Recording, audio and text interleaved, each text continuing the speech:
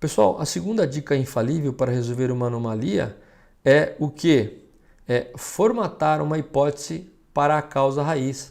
A primeira dica foi realmente nós detalharmos profundamente, precisamente a anomalia, e a partir do momento que eu faço isso com profundidade, eu começo a entender quais são as possíveis causas, quais são os possíveis fatores que possam estar contribuindo. E aí eu posso então formatar uma hipótese para a causa raiz, né? O que significa formatar uma hipótese para a causa raiz? A partir da descrição de uma anomalia, eu intuir a causa. Então, na primeira dica, nós fizemos a descrição. Agora eu posso começar a intuir o que pode estar acontecendo com aquela descrição, quais são os fatores que podem estar contribuindo para aquele tipo de anomalia. Então eu começo a fazer a descrição da anomalia, eu começo a passar para o papel essa anomalia. E uma análise de 5 porquês facilita essa descrição. Por quê? Porque ele estabelece uma relação, um vínculo mais forte de causa e efeito. Quando eu faço um 5 porquês bacana, eu começo a ter aí os vínculos de causa e efeito que podem parecer fortes, e aí eu posso descrever essa anomalia passando então para o papel.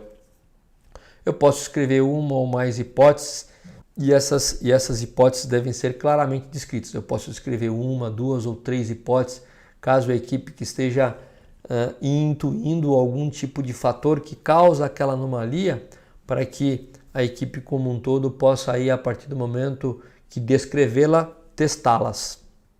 E, como eu falei para vocês, aqui está um exemplo de 5 porquês. Eu não vou entrar em muito detalhes. No episódio 69 e 70 está aí os 13 erros mais comuns dos 5 porquês. Eu cito exatamente esse tipo de formulário. Esse tipo de formulário é uma tabela de análise de 5 porquês para analisar o fenômeno que nós acabamos de descrever em relação aí à alta ocorrência de falhas no sistema de freio ao acionar o sistema, principalmente no freio traseiro, independente da habilidade do operador. Ocorre normalmente em descidas e com forte de vibração na roda traseira. Então, aqui foi a descrição que nós tivemos mais profunda do fenômeno, que nós utilizamos para ilustrar a primeira dica para a análise de uma anomalia. E agora eu tenho aqui algumas rodadas de 5 porquês. Nós só vamos ilustrar a primeira para poder realmente falar sobre essa dica. Então, por exemplo, aqui, por que ocorre o alto índice de falhas no sistema de freio? Que é em relação, eu estou questionando esse primeiro fenômeno. Então, a primeira resposta dessa primeira pergunta é que o disco de freio possivelmente está torto. E por que ele estava torto? Pode ser que tenha tido aqui um esforço excessivo, bem como pode ter tido também aqui, um material de má qualidade, né? Ou um desgaste irregular, ou um desalinhamento com o eixo. Desses 4 que podem responder esse primeiro porquê, foi dada uma condição mais verdadeira, mais provável, o esforço excessivo, o desgaste irregular. Material de má qualidade foi considerado uma hipótese fraca, né? Falsa, e o desalinhamento do eixo também. Agora, vamos desdobrar o segundo porquê em cima de esforço excessivo para o nosso exemplo e vamos esquecer um pouquinho os demais. Por que então que houve esforço excessivo? Temperatura de trabalho elevado. E por que houve temperatura de trabalho elevado? Excesso de acionamentos e baixa disposição de calor. Excesso de acionamentos foi considerado falso, né? Uma resposta fraca. Então vamos continuar. Por que houve baixa dissipação de calor? Porque o diâmetro do disco possivelmente estava menor, né? Aqui já tem ideias para melhorar.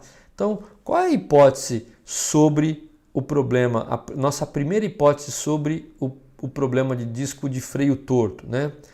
Se eu tiver o diâmetro do disco menor, né, que pode estar menor, que é a nossa hipótese, então pode ocorrer uma baixa dissipação de calor no sistema, né? E se ocorrer uma baixa dissipação de calor no sistema, então pode ocorrer uma temperatura elevada de trabalho. E se ocorrer uma temperatura elevada de trabalho, pode ocorrer um esforço excessivo no disco e então pode entortar o disco de freio traseiro, né? Então perceba bem que quando eu vou respondendo os 5 porquês e chego aqui no último porquê relativo a essa primeira parte, tem mais que nós vamos cobrir, né? Aqui é mais ilustrativo, eu percebo que o diâmetro de disco realmente ele pode estar menor. Então o diâmetro de disco ele pode estar menor, ele vai causando então o que? Uma baixa dissipação de calor, né? Depois ele pode estar causando então a temperatura de trabalho elevada, né? Um esforço excessivo no disco e o disco de freio torto. Então a causa raiz provável é o diâmetro do disco que pode estar menor. Então perceba como os 5 porquês, quando ele estabelece esse vínculo de causa e efeito, eu posso hipotetizar o que está acontecendo. É uma hipótese, né? Eu não tenho certeza, né? E eu dando continuidade nos 5 porquês, eu posso chegar aqui a ter mais causas raízes potenciais. Mas aqui é só para ilustrar para você como eu posso criar uma hipótese, né, de causa suspeita raiz, para que eu possa testar.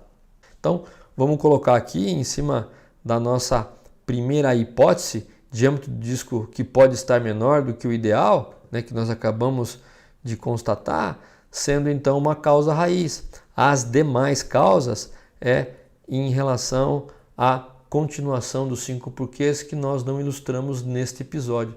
Nós só quisemos ilustrar a parte de criar uma hipótese sobre causa raiz utilizando os 5 porquês em cima de uma primeira análise. Então, está aqui uma causa potencial que nós podemos levar para as próximas dicas. E a mesma coisa, a mesma hipótese pode ser criada em função daquele exemplo que nós demos de um para-brisa com bolhas irregulares na parte esquerda de diferentes formatos, né? Então, por exemplo, pode estar ocorrendo, qual que é uma hipótese que pode estar ocorrendo de repente, né? Pode estar ocasionando um rápido resfriamento devido a um tempo de processo de resfriamento irregular, não dando tempo para que os gases escapem, então ele fica enclausurado. Então posso escrever, né, fazendo com que realmente essa hipótese seja validada. Uma outra hipótese pode ser que o tempo de resfriamento do vidro do estado líquido para o estado sólido esteja ok, só que a capacidade de fluência dos gases internos desse subprocesso de resfriamento não esteja dando a vazão necessária em função de algum tipo de bicos aqui de respiro do molde, por exemplo. Então, são hipóteses que a equipe que conhece o processo precisa descrever, passar para o papel, para que realmente, num terceiro momento, essa hipótese seja realmente testada.